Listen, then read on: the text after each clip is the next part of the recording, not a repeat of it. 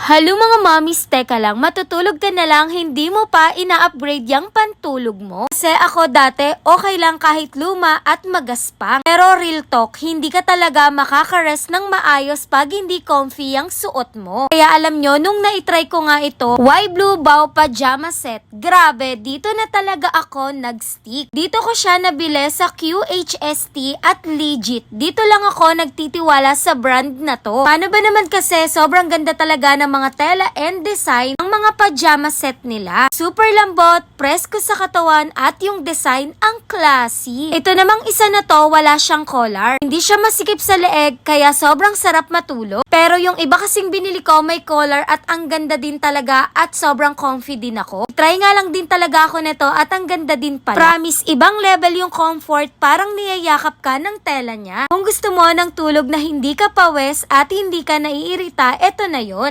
Kahit maghapon, pantulog, pang-alis, pwedeng-pwede din pala to. Dahil sobrang classy nga talaga niyang tignan. O, alam mo na ha, click the yellow basket. Yun lang. Thanks for watching. Bye-bye.